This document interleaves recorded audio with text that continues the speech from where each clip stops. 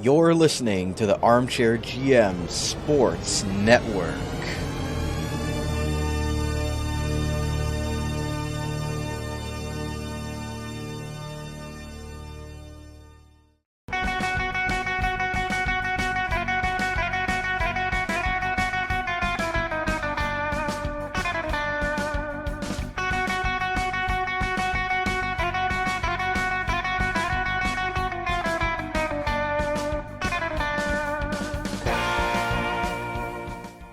Time to sharpen those swords. You're listening to Sabres Semantics, a hard-hitting interview and discussion show featuring players, alumni, media, and all others who cover the NHL's Buffalo Sabres.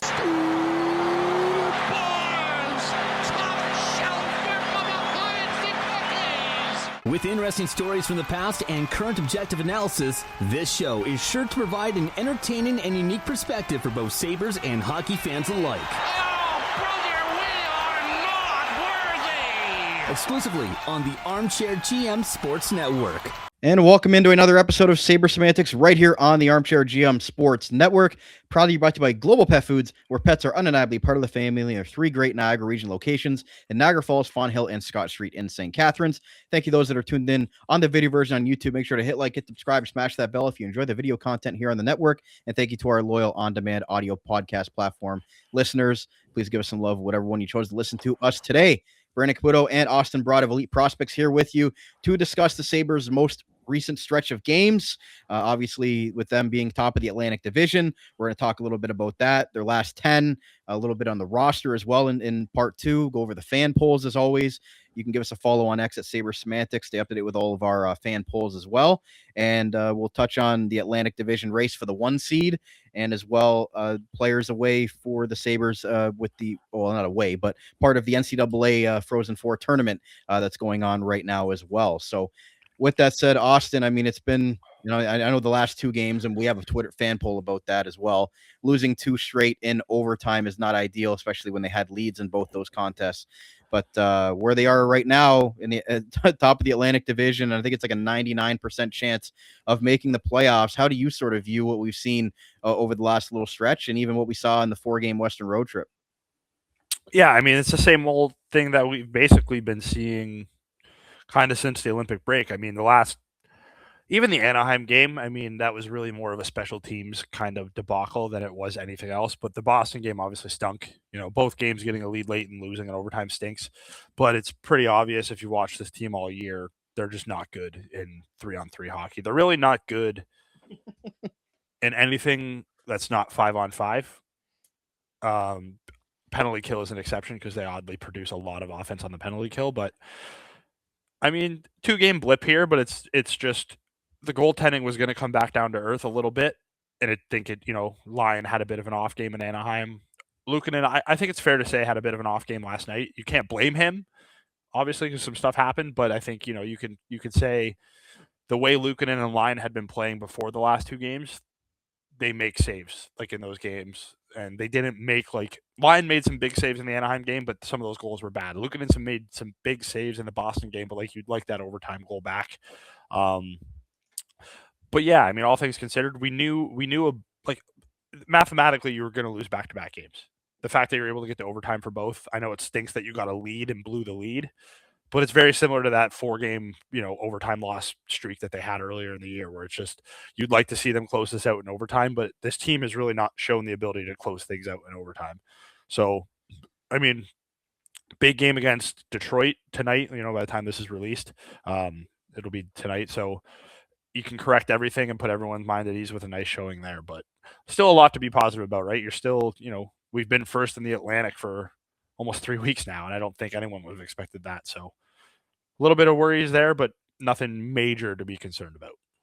You want to touch on anything on the playoff tickets being released? What did you think of the pricing and the marketing scheme that the Sabres put out? If you're cheap pricing, if you buy season tickets. Yeah, I mean, listen, I'm not a season ticket holder, but this is a franchise that should be rewarding their season ticket holders, and it feels like that's exactly what they did. I mean, I think I only saw a couple people, but I don't know if they even had the prices beforehand, or maybe if they just kind of saw you're going to be charged for I don't know what, but I only saw a couple people complain.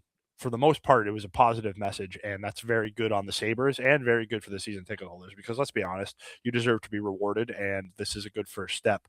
Might suck for guys like you and me when we're going to be on the secondary market and we're going to be charged an arm and a leg, but hopefully that announcement for Party in the Plaza comes back soon, because I would be fine with going to that. Rather, as much as I'd want to be in the building, I'd be fine with going to Party in the Plaza.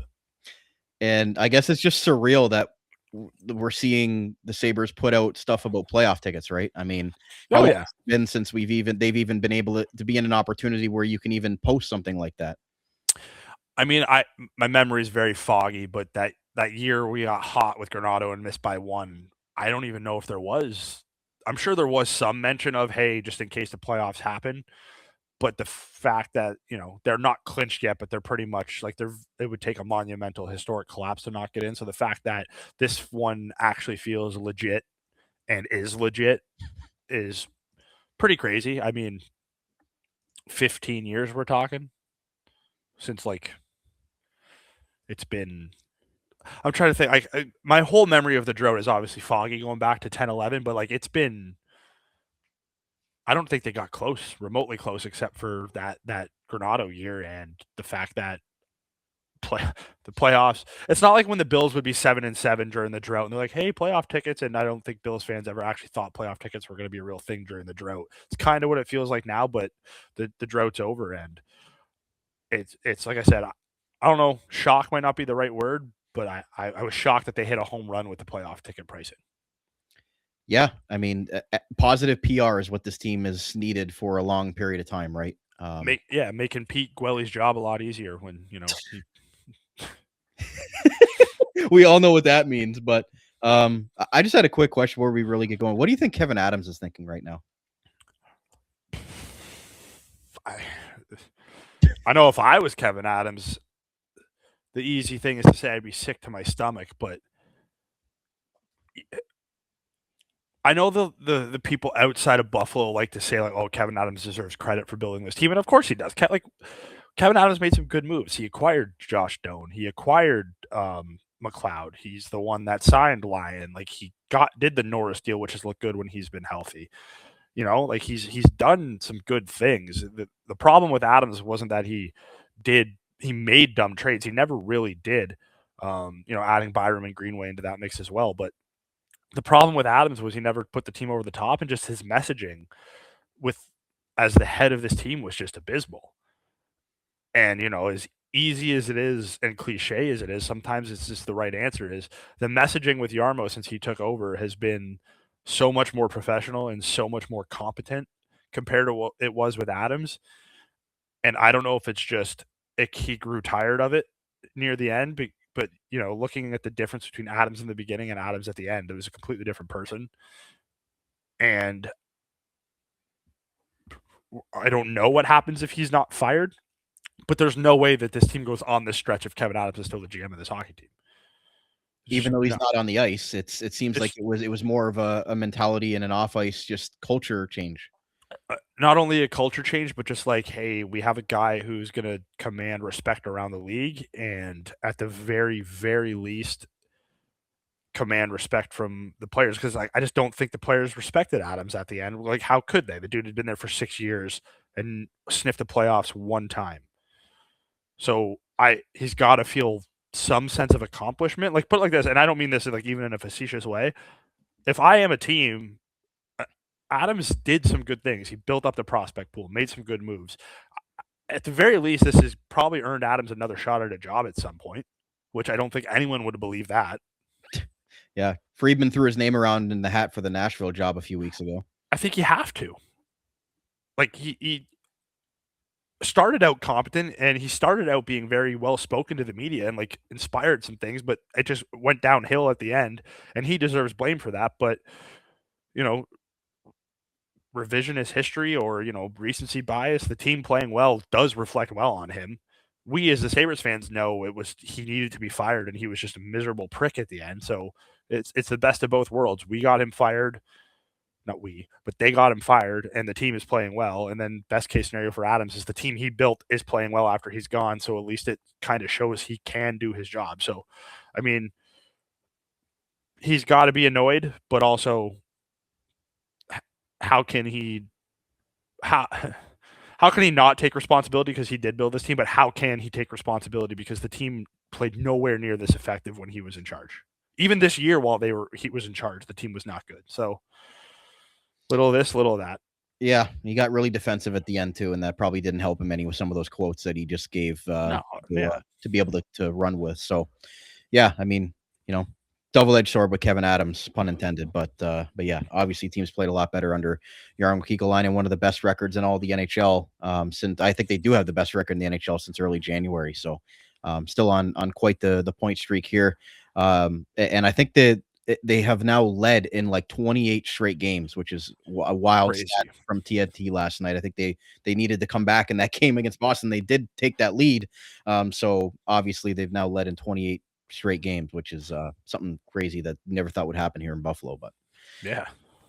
So with that, we'll move on here to our prospect update, sort of brought to you by the Niagara Dental Clinic, creating natural smiles in the Niagara region for over 25 years. Austin's going to give us a quick update on the Sabres prospects that are playing in the Frozen Four NCAA tournament that got underway yesterday, if you're watching this. So here's just a quick bracket of what it looks like before the tournament. I know there were some games earlier today, Austin, but I'll let you have the floor with this, and I'll try to put the guys up on the screen that you're talking about. Yeah, so at the time of this recording, Wisconsin and Dartmouth played. Wisconsin won that 5-1.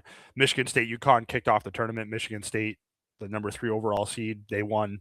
Obviously, those two games were the only two games played today, but they also have a lot of interest for Sabres fans, as all the Sabres prospects in this tournament, aside from Adam Kleber, were in this game. Jake Richard, who has been, kind of shot up everyone's prospect board last year for the Sabres because he had an unreal year for UConn. Took a little bit of a step back in terms of production, but still a really talented player.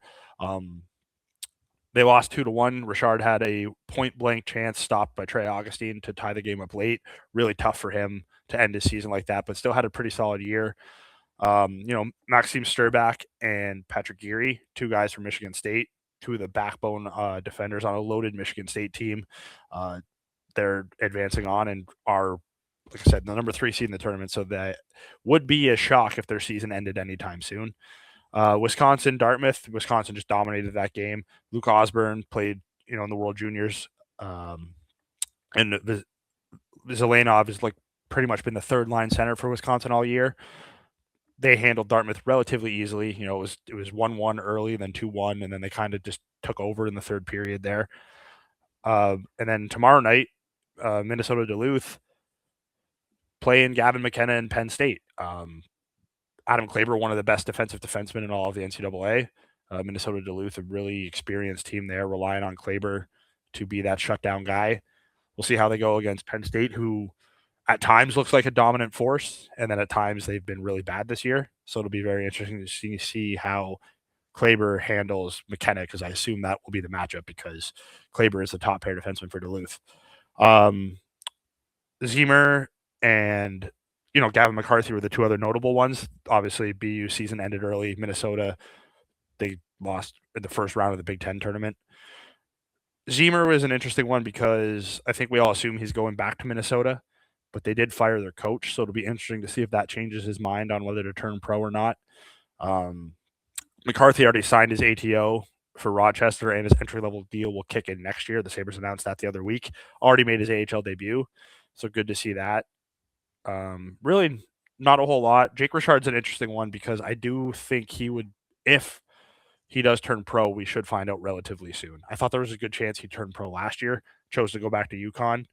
I would imagine after a bit of a down year, he'd probably look to go pro rather than try to return to school again, if he's even eligible anymore. But he would be the guy that I'm looking forward to, especially if you're a Rochester Americans fan. We know the trade deadline was a little bit detrimental to them with Isak Rosen going to Winnipeg. Noah Oslin is now has been in Buffalo the whole year and things like that. So Rochester's going to need all the reinforcements they can get. So it'd be interesting to see if Richard joins them. But that's kind of the NCAA update. The other big prospects, like I said, it'll be interesting. I do think there's a chance that Kleber, Geary, and Sturback all could turn pro. But that being said, those are all defensemen, and we do know, while Rochester does need help, the organization is loaded with D at this point in time. So it'll be interesting to see what happens there. But if you're looking for Sturback, who I think is probably the one that most people will be interested in because he is that right shot, smooth skating, offensive style defenseman, I expect Michigan State to go on a deep run here and challenge for a championship. So I wouldn't expect that to happen anytime soon. But that's kind of the update of where we're at now. And I strongly recommend, if you can, to watch the Frozen Four, because the NCAA hockey tournament is always very, very high quality hockey, and it's always a lot of fun. Yeah, Richard specifically, you've got him up on the screen, a 2022 draft pick. So is this the last chance that he has to be drafted with their rights? I'd have to look. Signed, with their rights. 6th round pick back in 2022. As you said, playing at UConn the last 3 years. Former alma mater of Tage Thompson as well. So yeah, he could return for his senior year. He's only used up 3 years of eligibility, but I would imagine he would probably look to turn pro this year. But who knows? You never know with these college kids now with NIL and things like that. But right, he's one to monitor over the next probably 24, 48 hours, I'd imagine. Maybe a little bit longer, but we'll see. These kids obviously have they could take their time, but it would be cool to see a guy like Richard sign up and help Rochester down the stretch here if he can do that. Great stuff there for Austin, and he's got his pulse on the NCAA stuff. I will mention from my neck of the woods, from what I kind of watch on a day-to-day basis, the OHL stuff, 2 Sabres prospects to look for. Sabres 7th round pick Ryerson Leenders is the 1A or 1B goaltender for the top-seeded Brantford Bulldogs in the OHL, as well as David Bedkowski, their 3rd round pick last season. And if you want to, we did a prospect update with Bedkowski here on the channel. You can go check that out on the Armchair GM Sports Network YouTube channel. He's on the 3rd seeded Ottawa 67. So former alma mater of Jack Quinn. So 2 Sabres prospects in the O on 2 of the top 3 teams as well. So a lot to look forward to as far as Sabres prospects going forward into big notable tournaments and things like that. I guess, Austin, who's the one prospect you're looking forward to watching the most that's playing at the Frozen Four? Now that obviously it would have been Jake Richard because I've grown very into him, but it's got to be Sturback or Kleber. Sturback is probably the most exciting, but I've watched Kleber a couple times this year, and he is obviously not the most exciting hockey when you're talking about a defensive defenseman, but watching him, with his size, his skating ability, his ability to shut down, and the fact that he's going up against Gavin McKenna in the first round, that is a game that it's on tomorrow night at 9:00, and I plan on watching the entire game tomorrow night. So, and he's a 2nd round pick, so they obviously got to have high hopes from him. I know Adams. I'm sure a lot of the scouting staff is still around from when he was drafted. So, as far as I know, all of them are. I know, Fortin and his assistant GMs are all still around too. So, yeah. Other than Karmanos and Adams, that's it. Yeah, just 6'6" right shot defenseman, 225 pounds. Like he's fitting he's put it like this. Not only is he that scouting staff player, but look at the additions that Jarmo has made on the blue line. He seems like he is right up Jarmo Kekalainen's alley too. So as long as he can skate better than Luke Shen. Well, yeah. At this point, yeah, you can. we'll touch on that a little later when we get to the 3rd pair defenseman on one of the polls we have. But anything else you want to mention about the prospect stuff? No, I think, as crazy as it sounds, people still enjoy the prospect stuff, but now that the team's good, it's probably not at the forefront of all of our minds. I know it's not at the forefront of my mind anymore, and I am a scout, so that says a lot about where the Sabres are. It's been 14 years of a lot of deep scouting. Yeah, Jake Richard's rights expire August 15th, 2027, according to Puckpedia. So he's still got 1 more year of eligibility if he decides to go back. Okay, so they've got some leeway before being able to sign him. Yep. Okay. Awesome. Well, then let's move on here to the Atlantic Division race and race for the 1 seed, Austin. At the time of recording this again, there are some games going on, but in generality, the Sabres top of the Atlantic, tied with Carolina there, even though Carolina has the game in hand. So, we all know how important it is to get home ice in the playoffs and for the Sabres to be that 1 seed. in the Atlantic, but also have home ice if they were to make the conference finals as well over that team from the Metropolitan Division. Where do you? I mean, obviously we want them to finish first, but what are your realistic expectations of what we're going to see here for their last 10 games of the season? Well, I mean, realistic is you need home ice at least in the first round. So we're talking about winning the division or the second seed. The reason that I say the division should still be the expectation, right? 10 games left, Tampa has 12. You have a 3-point lead, and you play them once. So, like, the division is still very, very, very much in play and should be at the forefront of everyone's mind. It's at the forefront of my mind. But I think at bare minimum, you need that 2 seed and you need to secure home ice for the first round. You have again, Montreal has 2 games in hand on you as well. At the time of this recording, they're playing, so it'll be down to 1, but then we play tomorrow night, so it'll be back up to 2. But I think that should be the expectation. 1 seed in the entire East is obviously important, less important to me, obviously, but if you found a way to win the regular season Eastern Conference and get home ice advantage all throughout the playoffs, that would be a huge accomplishment. But at this point, it's just one day at a time, right? Clinch the playoffs, then go for the division, then maybe try to get the 1 seed. It's just in a weird spot where I'm still not at a point where I've allowed my brain to be like, no, the division is absolutely 100% the expectation. I think depending on how this weekend goes, I can get there. If they find a way to get 4 out of 4 and we're sitting at 100 points with 8 games left, I'll probably be in a spot where the division should be the goal. And not only the goal, the division is the goal right now. The division should be the expectation. But right now I'm at there's no way you can let Montreal or Boston catch you and Tampa for that matter, for 2 in the East. Or 2 in the conference. You need home ice in the first round. Opening up game 1, first playoff game in 15 years being at home, I think will do wonders for this team.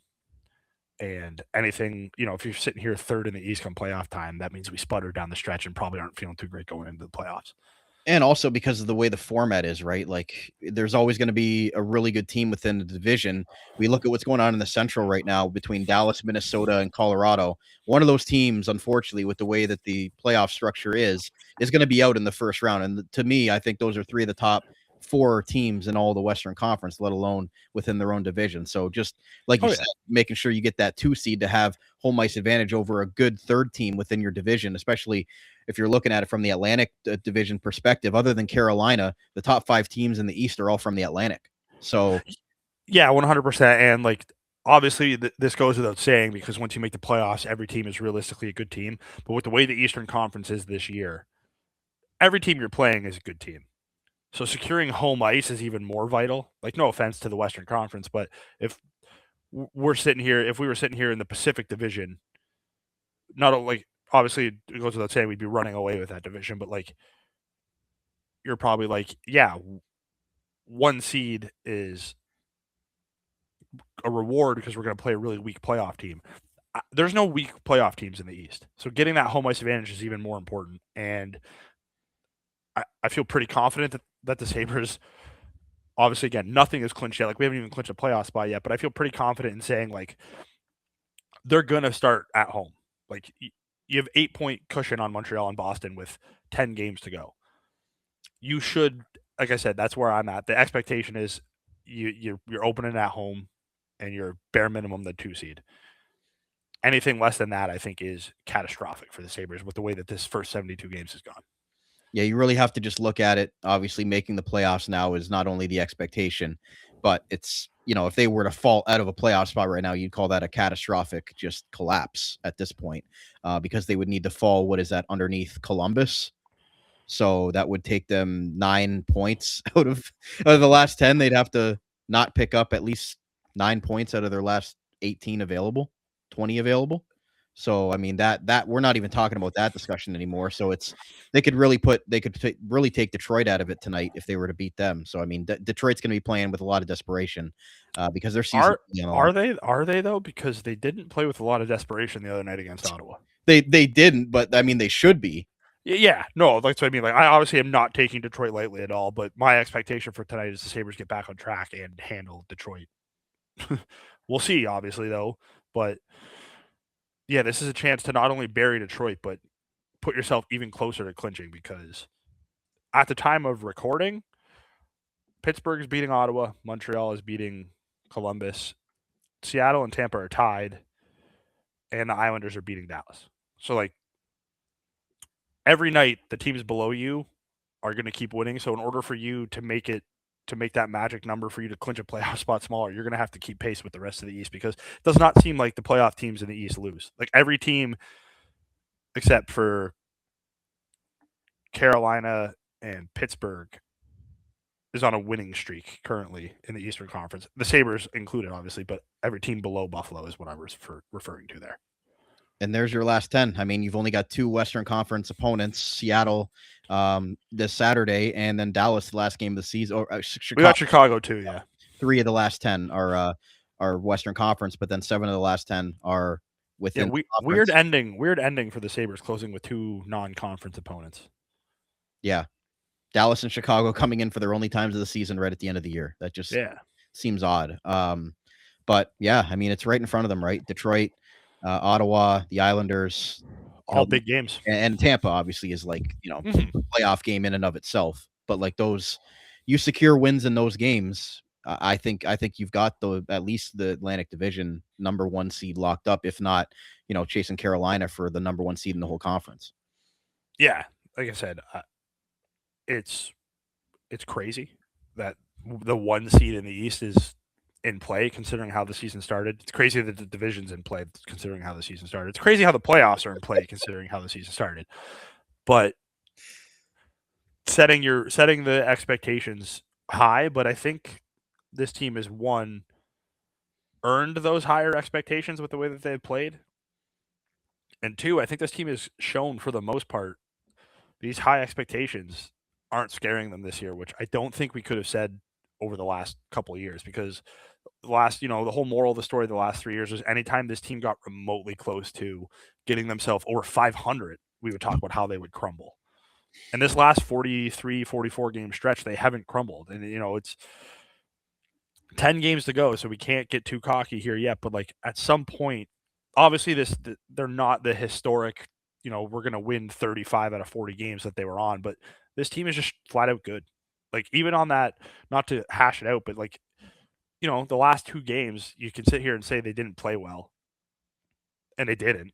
But they were also leading late in the third period in both of these games. Now, it's on them to not blow it, which is a whole nother thing that we'll talk about later. But the fact that we can sit here and say this team has not played that well, and they were still leading with under 5 minutes to go in back-to-back games. I mean, how many times, like, the Sabres don't play well and still have a lead? That's something that we haven't said ever over this drought. Absolutely. Those are words we never thought we'd say back in November. That's for sure. Yeah.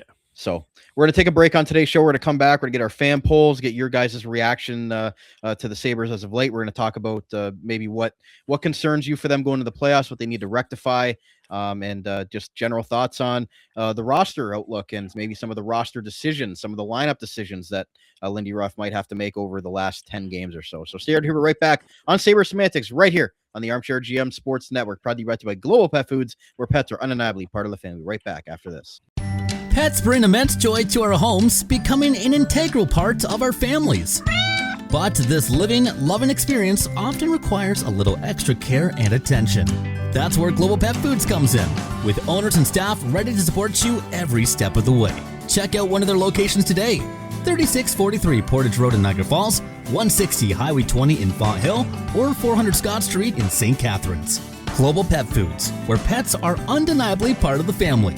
Proud to sponsor the Dog Pound Podcast, the official podcast of the Niagara Ice Dogs.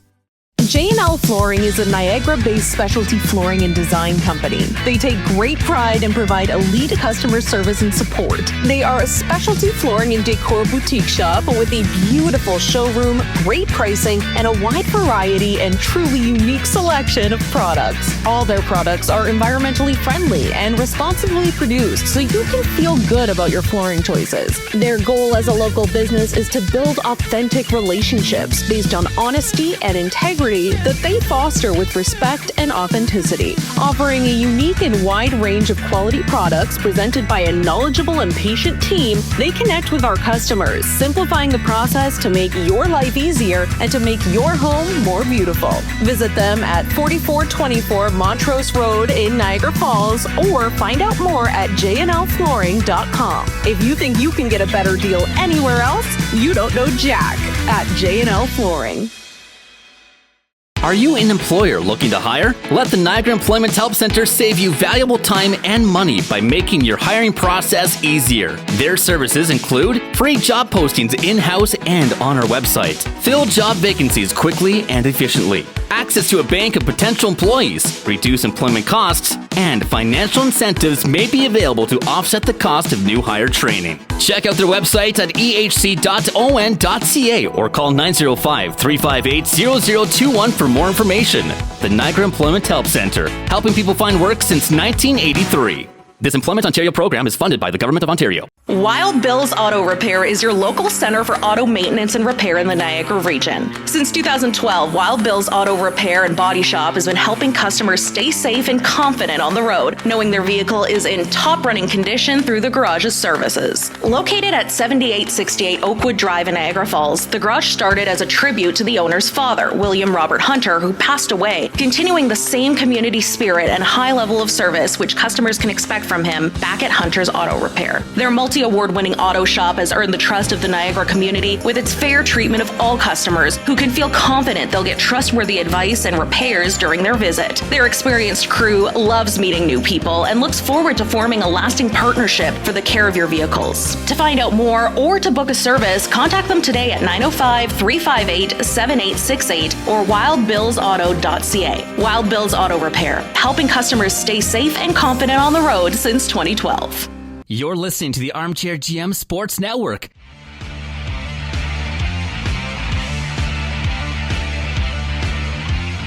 Hey, hey, here we go, it's hockey night in Buffalo. Hey, hey, here we go, the boys in blue, white and gold. Hey, hey, here we go, make some noise, get in the zone. All for one and one for all, let's hear you from your heart and soul. And we will stand raising our hands, saying let's go Buffalo, let's go Buffalo. And welcome back to part 2 of today's Sabres Semantics episode right here on the Armchair GM Sports Network. Brandon Caputo and Austin Broad of Elite Prospects back with you. Make sure to give us a follow on X at Sabres Semantics, as well as on Facebook, Instagram, and TikTok by searching the Armchair GM Sports Network. Also, please give us some love on whatever audio platform you chose to listen to us today, or if you're watching us on the video version on YouTube, make sure to hit like, hit subscribe, smash that bell, stay update with all of our video coverage here on the network, and an exciting Sabres run to the playoffs, as well as OHL playoff coverage as well here on the network.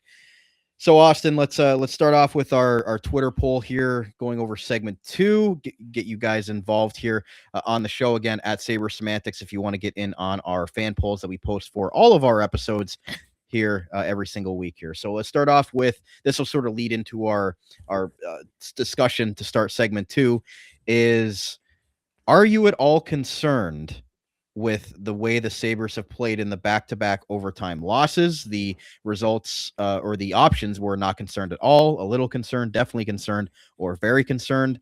The poll winner was a little concerned at 50%, and then not concerned at all and definitely concerned, or at 25%. Austin, you kind of touched on it before the break there about those Anaheim and Boston games. I know in the Anaheim game they came back, or they scored 3 unanswered in the third, and then obviously Anaheim tied it late with the goalie pulled and then won it in overtime. So how do you evaluate what you've seen over the last 2 games, and obviously, you know, the big game against Boston last night at home as well? Yeah, I mean, yeah, you got to be at least a little bit concerned. I think long term, no reason to be, doom and gloom. Couple things we can nitpick, and I think that's what happens now when you're in a race like this. You have to nitpick. The fact that they were able to take the lead in both games but not hold on to the lead, that is concerning, because that has kind of been this team's calling card going in, especially before the Olympic break. They held on to leads. They held leads in the third period and won. But we've now seen 3 times since the Olympic break where they've given up a late goal. The Washington game ended up costing them the game, their only regulation loss since the break.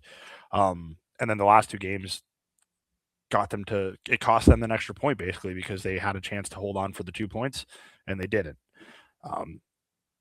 You know, overall, like I said, Lyon and Luukkonen had two of their worst performances these last 2 games since the Olympic break, and they were still able to get a point out of each, so I feel a little bit of solace in there.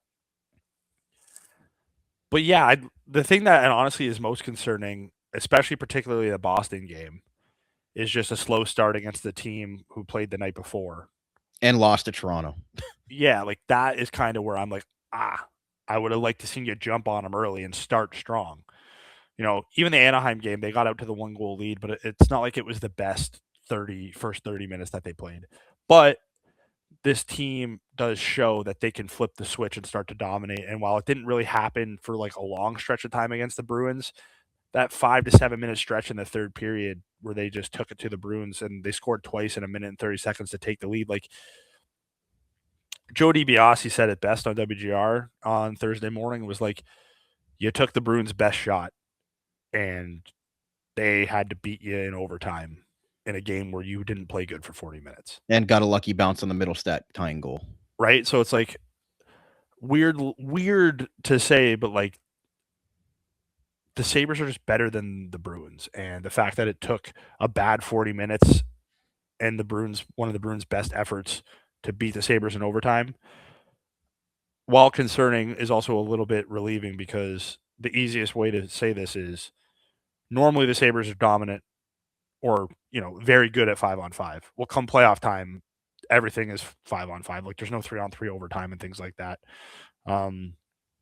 So yeah, they're obviously concerned a little bit, but they can wipe that concern away by just simply handling Detroit tonight.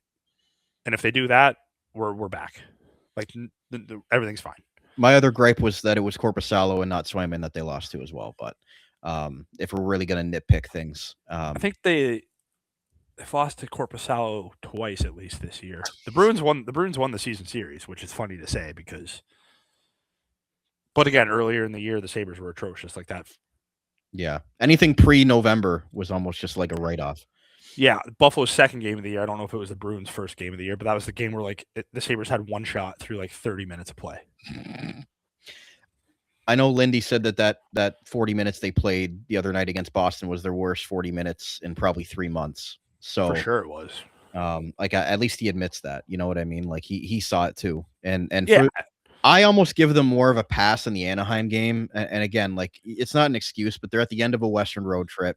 They scored 3 goals in the third period to take the lead. Anaheim, the puck almost came out. The Sabres almost had an empty netter to steal that one. Anaheim kept it in at the line, got the game tied, and then, won it in that breakaway in overtime with Tage kind of coughing it up there. But I almost give them more of a pass on that one than I do the Boston game, because they had 2 full days off coming back home. So they didn't use it as an excuse in the post-game interviews. And I'm sure that nobody else is going to give them a pass on the excuse as well, especially to a lesser team like Boston when you had the lead. But I don't know, like, even though they lost both games, they got points in both games. That how many times have we seen over the last 14 years the Sabres find a way to not gain a point in either of those games?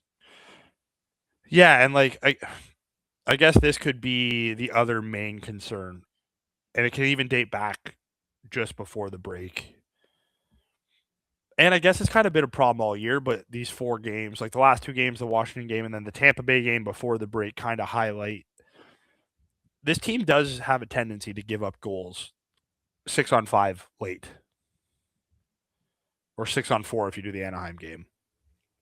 Not saying this is going to happen a lot in the playoffs, but how many times are games close in the playoffs? The team pulls the goalie. These are situations where, again, not to like focus all of your time and energy on it, but like these are situations where it's like, yeah, you got to close those out. And like you said, even that 4-game overtime stretch early in the season where they lost 4 in a row in overtime, I think at least 3 out of those 4, they were leading and weren't able to close it out and then lost in overtime. It's like, that's the one thing I think you can nitpick, and that's the one thing where I think it's okay to be like, this is a little bit of a concern. But, I mean, it's got to say something, I guess, that in both the last 2 games, they were able to come back and get the lead. But it's the good with the bad. So that'll lead into our second poll for our second discussion here. Oh, I guess that's the same poll. Let me pull up the other one. Good job, Brandon. So here we go. Which of the Sabres? What is the Sabres' biggest concern heading into the NHL playoffs? Goaltending, special teams, or third defensive pair? Special teams won this poll pretty handily, 71.4%. Goaltending and third defensive pair were tied at 14.3%. What are your thoughts on it? I think that's totally fair. I mean, I know the national media over here in Canada, at least, has talked about the goaltending, so that's kind of why I thought it was an option. But I think I'm not expecting Lyon and Luukkonen to both play like to their 960 save percentage that they have been the last 15, 20 games that each of them has played. But I understand the point of, can Luukkonen and Lyon get this done in the playoffs? Fair point. Or how Lindy decides to rotate that. Yeah, that'll be another topic that you and I can probably do a podcast for, like once the playoffs are about to start, because that'll be an interesting situation on how he handles that.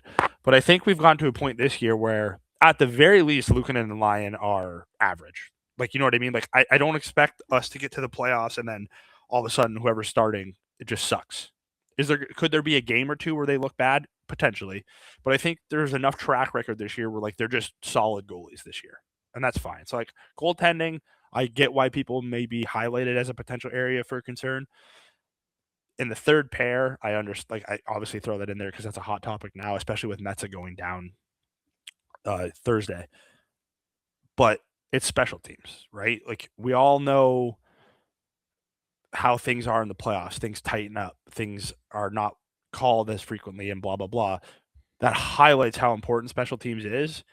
And I have said this multiple times, and I know, against the Bruins, power play looked a lot better. Tage took over and made two great plays to set up Zucker. If that's the power play we get going forward, 100% will be a lot easier to believe in that power play. But the way the power play has been for 95% of this year so far is terrifying.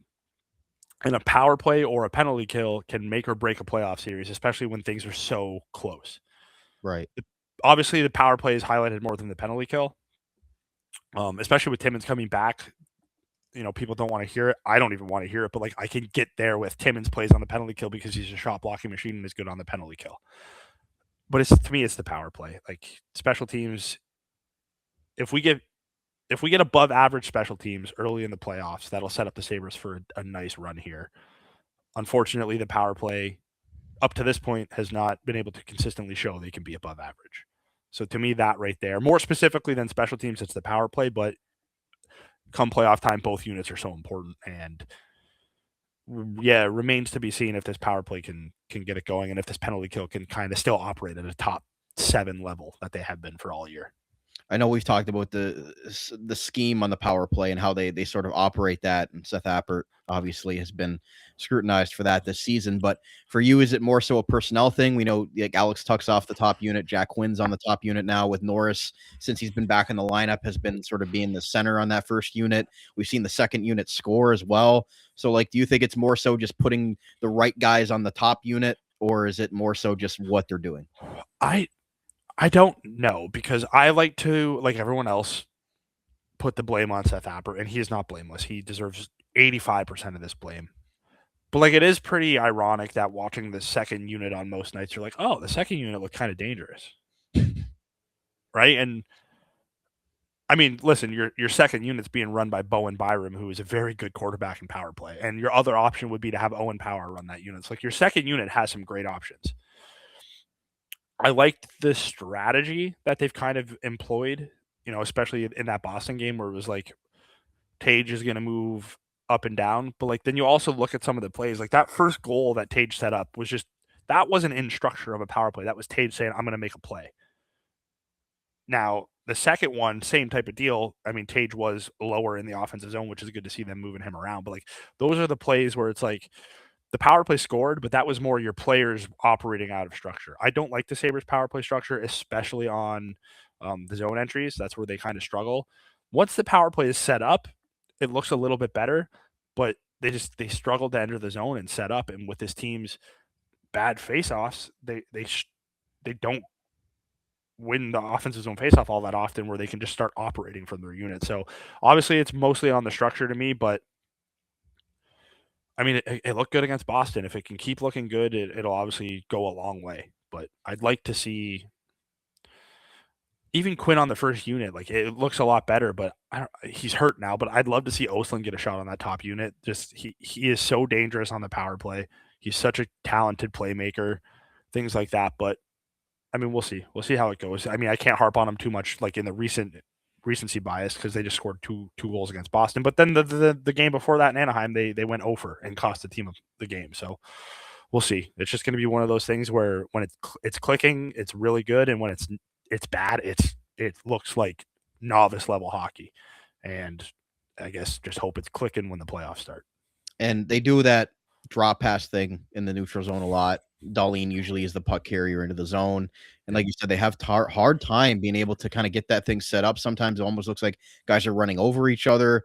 Like I know Zucker's mostly the net front guy, but other than that, sometimes I'm scrambling to understand where the other guys are supposed to be on the power play. We know, Tage and Darlene are sort of at the points, but I feel like Norris and Quinn sometimes I kind of lost of what they're actually doing on the power play, because we know Zucker just goes and stays right in front of the net most of the time, which is why he's the one that's potting in more power play goals lately.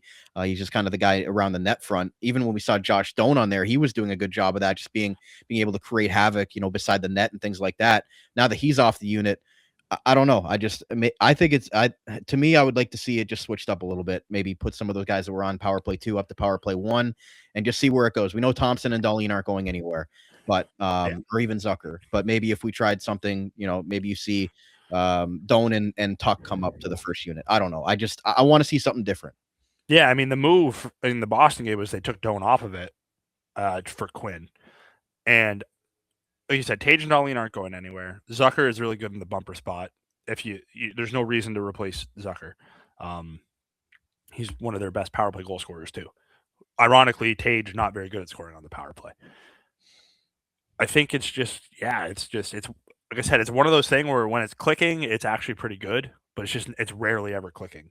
And like I said, when it's not clicking, it's not even average. Like when it's not clicking, it's like this is the worst power play I think I've seen in history. So it's hopefully they keep tinkering it around. Like this is the one good thing.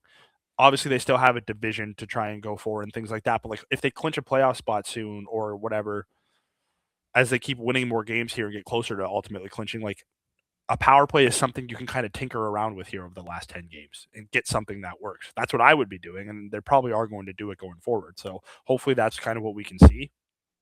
But yeah, 100% special teams should be the main concern with this team, because I could see like a series where the power play goes like 0 for 8. I could also see a series where the power play is clicking out like a 5 for 8 pace, because they do have the talent to do it. But power play is my main concern, and I don't know if it's even close to anything else with this roster. And I guess the third defensive pair will sort of lead into our discussion on the roster here. So the other option, the third defensive pair, put that in there because obviously Kesselring hasn't been playing. If he's not 100%, if it's a healthy scratch, we aren't really too sure as to which side is more so than not. And then you sent Zach Metza down to Rochester, as you mentioned yesterday. And as well, like you brought in Stanley, you brought in Shen. Thank God we hopefully never have to see that pairing again. But regardless of that, like, Samuelson came back in the lineup. Connor Timmins is also back, which is a big one, coming back from his, leg injury that kept him out for 3/4 of the season. So what are you sort of looking at from that defensive core about what the best lineup will be for game 1 of the playoffs here? I think on paper, everyone 100%. I think Stanley Kesselring is who I would like to see start the series. But given that we don't live in a world where everything's on paper and everything's 100%, it just, whether, like I said, I don't know for sure, but let's just operate under the fact where Kesselring hasn't been 100% all year, and it doesn't seem like he's going to get back to 100%. Stanley and Metza looked very good when they were playing together. Metza gets sent down. One game isn't enough to kind of properly evaluate Stanley and Timmins. I think they had some good. I think they had some bad. Looks like we're going to probably get a run of that going forward, and we'll see how that shapes out. Yes, but what's clear, what's clear to me is Stanley is not coming out of the lineup. And fair. You traded, a second round pick was basically what you gave up for him. Don't expect him to come out of the lineup. He started to acclimate a little bit more. He's looking more comfortable, which is good. I still think he needs to be on a pair where he's not expected. He still looks like, again, if he played with Schenn most of the year in Winnipeg, when he was on the ice, he was the offensive driver on that pair.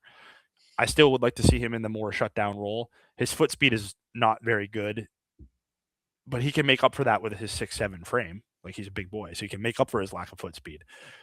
He does make a solid first breakout pass, so I think getting him on a pair where he can kind of be the more simplified player is best for him. And I think Kesselring or Metsä offer that. Him and Timmins feel like a more traditional, straight-up defensive pair. Like I said, as we get more games and watch how they kind of operate together, we'll kind of see how that shakes out. My fear with him playing with Timmins is the same as him playing with Schenn, is Stanley's going to try and take more of an offensive load. And I just, no offense to Stanley, you don't need to be offensive here. That's what our top four is for. So we'll see how it shapes out. Like I said, my best is him and Kesselring, and we only got one game of that, and they kind of looked pretty good. Metsä has brought the best out of Stanley in their limited action, but I don't know what the plan for him is. I'm still under the assumption that Metsä is going to come back up here come playoff time, but that's just my personal opinion. Obviously, that might not happen. So I guess we're going to get a little run of Timmins and Stanley here, and we'll see how that shapes out. I think they want to see what they have in Timmins because he hasn't played in so long, right? Like, they're probably going to give him a couple game runway here to be like, okay, is this guy going to be our sixth defenseman? Yeah. With Stanley, just to kind of see what they have in him. If Kesselring's not 100%, is he the guy? Is Metsä going to get called back up, as you mentioned, from Rochester? I just think, like you said, if Stanley is with a puck moving defenseman or a guy that is the guy that to move the puck up the ice, I think he's better served in that role than playing with a Luke Schenn, where he has to overcompensate, and then his mobility issues really start to become more of an eyesore than if he's playing with somebody maybe in that top four. So I think it's all a matchup based thing. And, I've also heard, if they play Tampa or somebody that's a heavy team, maybe Luke Schenn will get in the lineup. And I don't know. I think that's all. We're playing semantics here on the show, pun intended, but it's all going to be matchup based depending on who they play in that first round, who comes in the lineup, I think, or at some point throughout the series, knock on wood, no injuries happen, because, Samuelson and Timmins didn't play the other night. Will look a lot different, right? Yeah, and like, I don't know how to word this without just sounding straight up mean, so I'm just gonna whatever it is, what it is. I don't need, if you have Timmins and Kesselring, I don't need to see Luke Schenn ever. Again, no offense to Luke Schenn, veteran, all that stuff, good locker room guy, playoff experience, blah blah blah, all that jazz. If you're playing Tampa and you want a heavier set, well, Kesselring's a big boy, Timmins is a big boy, and both of them are miles better than Schenn. So I don't need to see Luke Schenn no matter what happens. I understand if you want a heavier back, like third pairing, you're going to remove Metsä. Don't get me wrong, I get that. And I also understand the run that Metsä is on, where he just doesn't get scored on at 5-on-5, is lucky. But you know what? At some point, it's a skill to be lucky for 35-plus games. Now, obviously, Lindy only plays Metsä at 5-on-5. He doesn't have him on the penalty kill. So, like, I understand the logic of getting a guy like Timmins in there who is effective on the penalty kill. But it really just comes down to, man, again, this is a conversation for another day, but, like, I would like to see Kesselring get back in, too, because he was a big part of that JJ Peterka trade when it happened. Never been healthy. Hasn't played good when he has been healthy. But he's the type of guy I can see excelling in a playoff when he's on his game. Now, obviously, the argument there is he just hasn't been on his game, and that's fair. But I don't think he's worse than Connor Timmins. I know he's not worse than Luke Schenn. And if they didn't send Metsä down, they would have had 9 NHL defensemen, right? Yeah, and no offense, Metsä's been their 5th best defenseman. That's why it's crazy to me that he got sent down.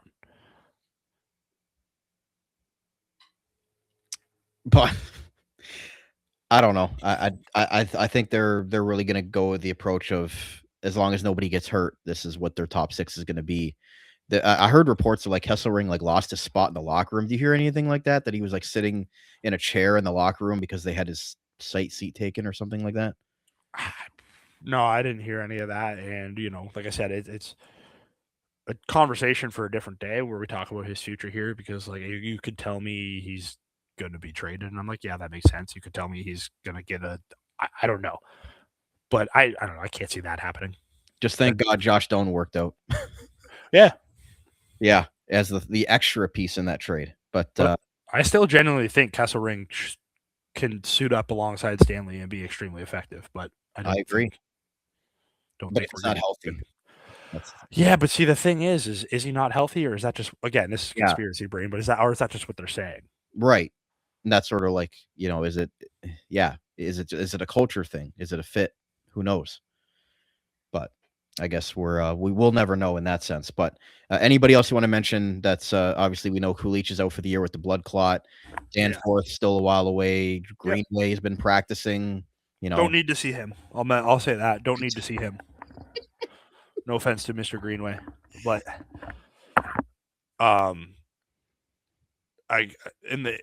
where would Greenway slot into this lineup, right? Like, no offense to, I don't think Zach Benson's a fourth line player, but the fact that Zach Benson, Beck Malenstein, and Sam Carrick are not only a great fourth line, but like Zach Benson is getting production while on that fourth line. Like right now, that's a line you can't break up. So I don't need Jordan Greenway in there. I do not need Jordan Greenway slotting in beside Tage Thompson, which I know Lindy Ruff has tried to do in the past. Please, dear God, no. Oslin's out, so it'll be curious, or not out. He's hurt. We'll get an evaluation today. But you know how Lindy Ruff is with injuries. He'll say you guys day to day, and then he's out for 6 months.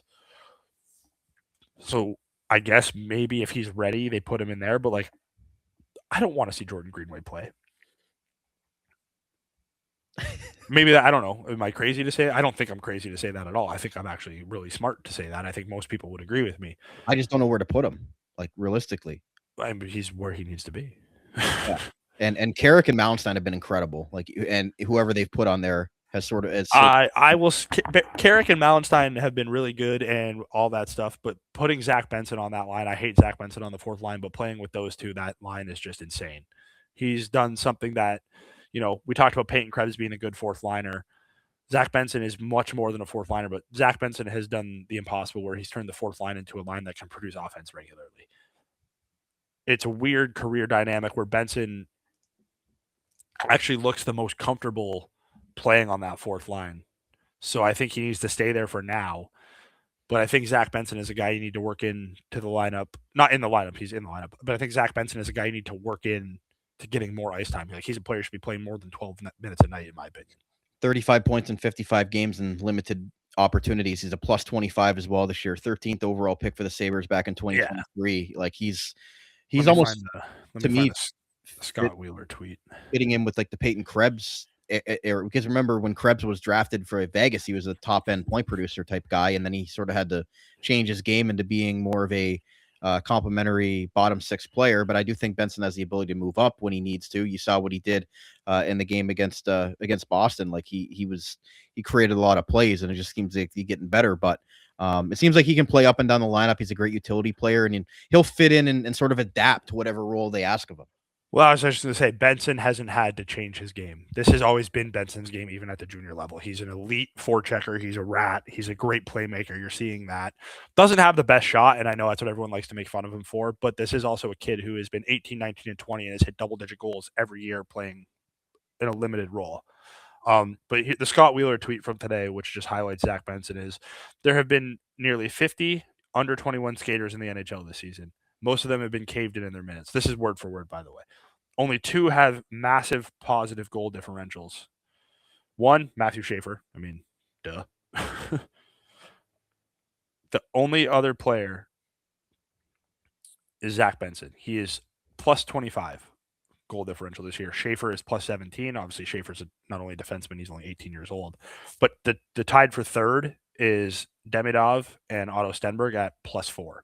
So, like, it's Benson, Schaefer, and then a huge gap to these other U21 skaters who don't get caved in. Zach Benson does not get caved in when he's on the ice. He caves the other team in. And now points are starting to come for him while playing on the fourth line. It's a crazy thing.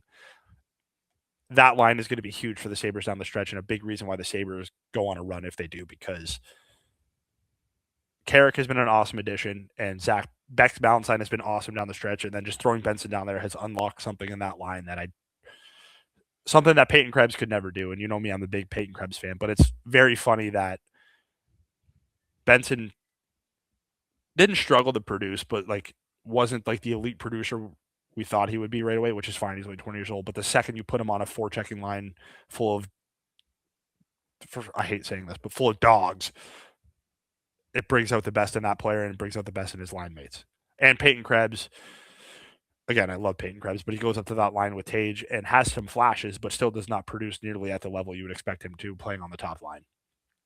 So that'll kind of be, like I said, Benson's a player that you don't want to take him off that fourth line because they work so well together, but he's a player I'd like to see get upwards 15, 16 minutes a night. Hopefully Lindy can do that down the stretch because he has been on a heater. So moral of the story, don't take him out for Jordan Greenway. Oh, no. No. No. You want to... I mean, you're already going to have a ride on your hands because they sent down Zach Metza because we know how our Sabres fans get about our niche Buffalo Sabres. Could you imagine the backlash if Jordan Greenway replaced Zach Benson in the lineup? I don't even want to think about it because it would not be a good look. So any final thoughts before you wrap up today? No, I mean, I don't have a ton of final thoughts. I mean, like I said, this game today against Detroit is one where I'm fully expecting the Sabres to get back to their winning ways and look good doing it. Understanding that, blowing back-to-back games sucks and is not good, but, losing back-to-back was going to happen. Reasons to be concerned, but no reasons to panic, I guess is the best way I would say. That's how I feel right now. My simple brain will literally be like, if they hammer Detroit tonight, I'd be like, all right, nothing to worry about. Now, if they come out and struggle against Detroit and it looks the same as the last two games, maybe start to have a little bit of concerns. But I don't expect that to happen. I mean, nothing against the Detroit Red Wings, but I just think the Sabres are just better than them top to bottom. Or even Seattle tomorrow. Yeah, but Seattle's a weird team for Buffalo. I think we've only beaten them once since their existence. Wasn't it this season? Exactly. Yeah. J-Bots. Yeah. But the expectations have changed, and now we're in a weird scenario that we haven't felt in a very long time, having to nitpick some of these things. And of course, we're in a year where the last playoff team in the East could very well finish with 100 points. Wild. Just crazy discrepancy between the two conferences. But that's going to wrap it up for today's Sabres Semantics episode right here on the Armchair GM Sports Network. As always, brought to you by Global Pet Foods, where pets are undeniably part of the family, and their three great Niagara region locations in Niagara Falls, Fawn Hill, and Scott Street in St. Catharines. So for Austin Broad, my name is Brandon Caputo. Thank you for tuning in on your favorite on-demand audio podcast platform and for watching us here on the YouTube version on video. Until next time, this is another episode of Sabres Semantics right here on the Armchair GM Sports Network. Talk to you guys again very soon. You're listening to the Armchair GM Sports Network.